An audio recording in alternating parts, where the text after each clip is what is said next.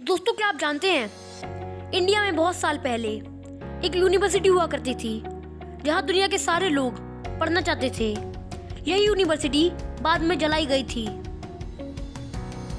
मैं जानता हूं आपको यह सुनकर बहुत अजीब लगा होगा। यह यूनिवर्सिटी गुप्ता डायनेस्टी के दौरान बनाई गई थी। इस यूनिवर्सिटी में करीब 1500 टीचर्स, स्कॉलर्स और करीब 10,000 स्टूडेंट्स पढ़ा करते थे। नालंदा यूनिवर्सिटी में फिलोसफी, पॉलिटिक्स, लॉ और साइंस जैसे बहुत सारे सब्जेक्ट्स की नॉलेज रखी जाती थी। नालंदा यूनिवर्सिटी के कैंपस में 10 बुद्धिस्ट टेम्पल्स भी थे।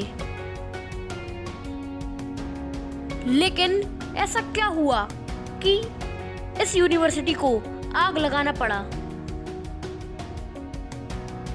ये बात 1202 AD की है, जब मोहम्मद बिअख्तार खिलजी, जो कि एक टर्किश इन्वेडर था जिसने नॉर्थ इंडिया के कुछ प्रोविंसेस को कैप्चर कर लिया था।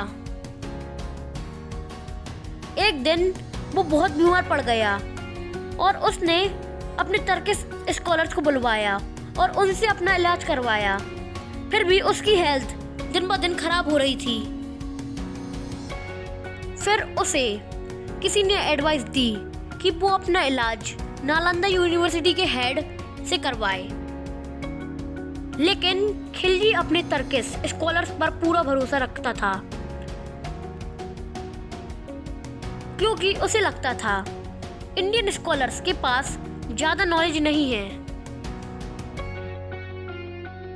लेकिन उसकी हेल्थ ज्यादा खराब होने के कारण उसे नालंदा यूनिवर्सिटी के हेड को बुलाना पड़ा। लेकिन खिलजी ने उन्हें एक शर्त दी कि वो उसे बिना कोई मेडिसिन खिलाए ठीक करे, जो कि रियली इम्पॉसिबल था। इस बात पर हेड ने बहुत सोचा और चैलेंज एक्सेप्ट किया। कुछ दिन बाद वो खिलजी के पास पहुंचे और उसे एक कुरान का एक पेज पढ़ने के लिए दिया और कहा कि आप ये पेज पढ़कर ठीक हो जाओगे। हेड के मुताबिक वो पेज पढ़ा और सच में वो जल्दी ठीक हो गया,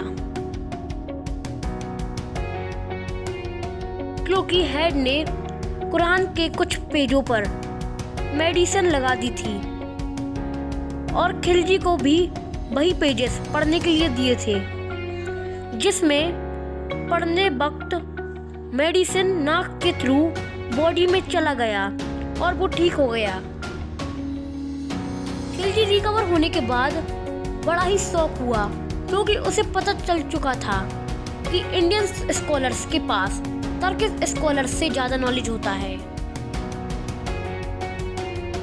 ये बात उसे हजम नहीं हुई और जिसके चलते उसने आयुर्वेद और बुद्धिज्म के सारे रूट डिस्ट्रॉय करने का सोचा।